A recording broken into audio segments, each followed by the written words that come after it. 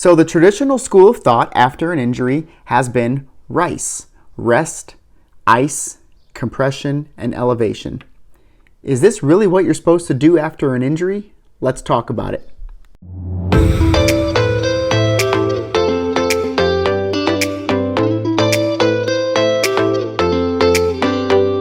Well, according to the internet, because of course the internet is never wrong, we owe this conversation thanks to a doctor from the 1970s called Dr. Gabe Mirkin. Apparently he released a journal article coming up with this idea of RICE. After an injury, you should rest, ice, compression, and elevate.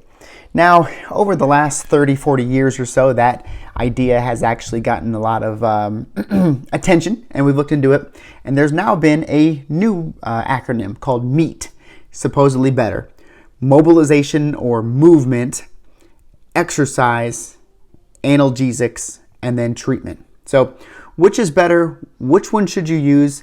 That's the question we're trying to solve, and I'm trying to give you some general principles. You want to know what my opinion is? And that is that they are both correct. There is a time and a place for both. That's right, neither one's correct. Life is a little bit messy, right? On one end you have RICE, on the other hand you have the MEAT principles. Probably right after the injury, you should be following the RICE principles, the rest, ice, compression, elevate.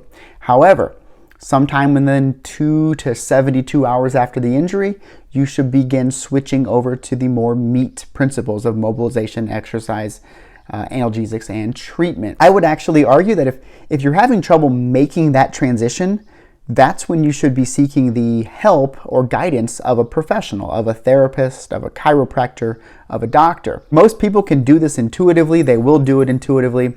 But if you're having trouble making that transition and getting back to movement and exercise again, that's when you need some help. Perfect example of who's been doing this for the better part of 60 years are Major League Baseball pitchers, right? So here we are, we're baseball season, the basketball season just ended, hockey season just ended, we're full-blown baseball season. So go to see any Major League Baseball pitcher right after they have thrown 100 baseball pitches. They've just caused micro trauma. They just had a micro injury to their shoulder after, putting their shoulder through that stress. What are they doing the very first day? They're following the rest, ice, compression. They may not be elevating, but they're still following mostly those principles. Then if you see them a day or two later, they're going to eventually wean back in. Maybe they'll do a bullpen session the next day of 20, 30 pitches. The following day could be a bullpen session of 30, 40 pitches, maybe some long toss. But you see, Major League Baseball pitchers have been doing this for 60, 70 years now. They figured it out way before the sports science did, but that's because millions of dollars were on the line, so they were able to figure it out. But RICE in the beginning, MEAT afterwards. If you're having trouble making that transition, that's when you need to seek the guidance of someone like myself. And guys, if you're having any trouble, don't be afraid to leave any comments or in the comments below. It helps me come up with content ideas. Give me a like, give me a subscription, please. Appreciate that. Always helps the channel grow. Again, have anything to say, leave us a comment below and I can help to make a YouTube video about it. Thanks a lot.